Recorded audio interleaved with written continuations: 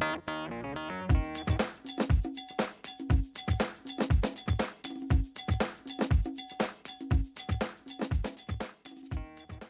name is Kennedy. And my name is Maya. And today we're going to be talking about CTE. So you're probably wondering what CTE stands for. CTE actually stands for chronic traumatic encephalopathy, which is the deterioration of the brain due to repeated hits and repeated brain trauma. This is apparent in athletes, veterans, and domestic violence victims. And this actually occurs when the tau protein in the brain forms clumps and spreads throughout the brain and slowly kills off brain cells. So there's two types of symptoms that you could face if you are diagnosed with CTE. So in your 20s and your 30s, you'll experience some behavioral symptoms, and then later in your 40s and your 50s, you might face some cognitive symptoms. So some of the mood symptoms that you would face are like depression, paranoia, and aggression, and some of the cognitive symptoms are memory loss, judgment impairment, and degenerative progressive dementia. So during a concussion, basically the brain is pushed against the skull and it can cause some bruising. And actually 33% of all concussions during sports happen in practice. So then, in the 2017 NFL season, there were 281 reported concussions, and 15.6% of them actually increased over a 5-year period. But the concussions aren't the only issue with football. Actually, Ryan Shazier, he suffered a spinal cord injury in February, which left him in a wheelchair for several months.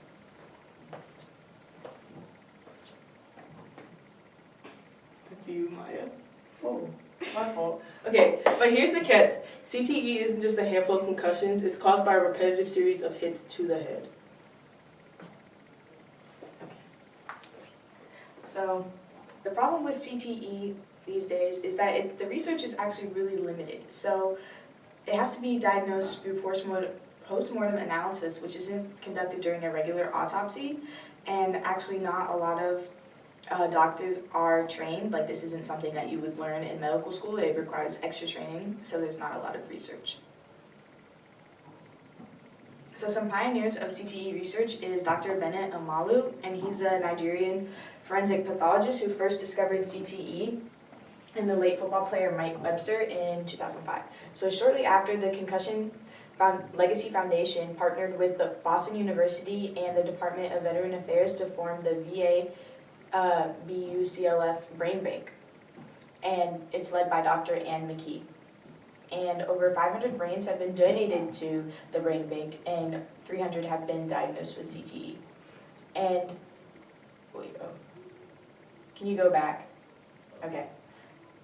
So Dr. Malu actually inspired the film Concussion, which stars Will Smith, and it came out in 2015, and it just depicts his struggles of opening the American people's eyes to CTE, and actually Dr. Amalu speculates that the acquitted player O.J. Simpson has CTE.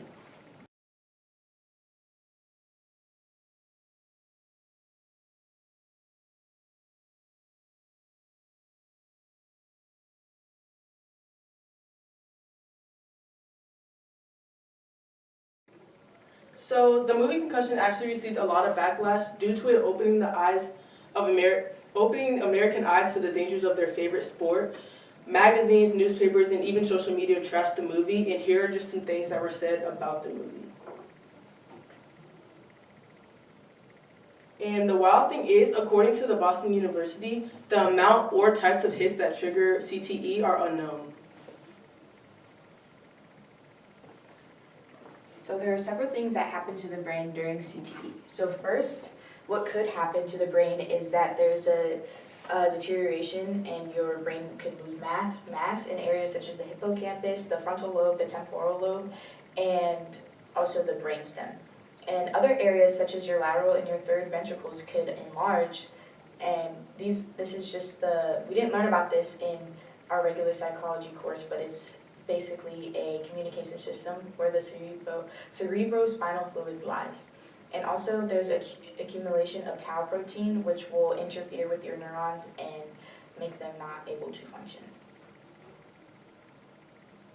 So, several players have been linked to CTE, and it has kind of devastated a lot of football players and their families. And it's kind of sad to me because I am a personal football fan, and it's just sad to see so many lives wrecked by this disease. And according to a medical journal, 99% of deceased football players actually have CTE. So some players, this is Junior Seau, and he committed suicide in his 50s. And also Terry Long was committed suicide in his 50s. But also there were younger players that actually committed suicide. Jovan Belcher and also Aaron Hernandez were both in their 20s, their mid-20s. So it's kind of sad to see a lot of lives kind of rocked by this disease.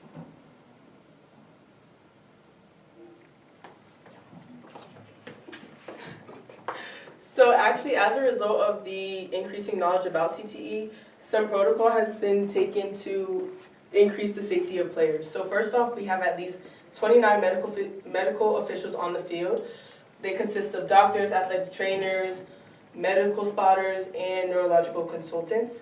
And then they also have people observing from all points of the game. That way they can see any possible hits that could lead to injury.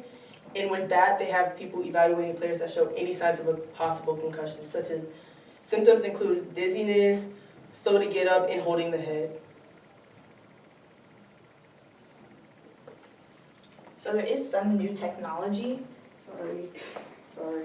Okay, so there's new technology that has been developed in the most recent years. So the NFL just contracted a company named Visus, which came out with a 01 just prototype, or not a prototype, but actually a helmet, and it has several layers of plates to work to actually. I don't know what hand. Okay.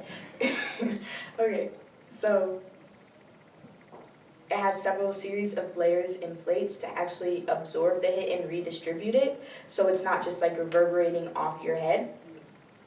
And also it's very customizable, and there's 300 sizes, but the only downside is that it's very limited for its availability, and only certain NFL teams and Division I college teams have access to the helmet. So after discussing CTE, some main things that we want you guys to take away is we want you to know that it's a very dangerous disease that has caused many deaths. We also want you guys to acknowledge the structural changes that lead to psychological effects with the deterioration of the brain affecting mood and cognition. And we also want you guys to acknowledge how very limited research is, which is why we need to bring even more awareness to the disease. And that was our presentation on CTE. Thanks for listening. Thank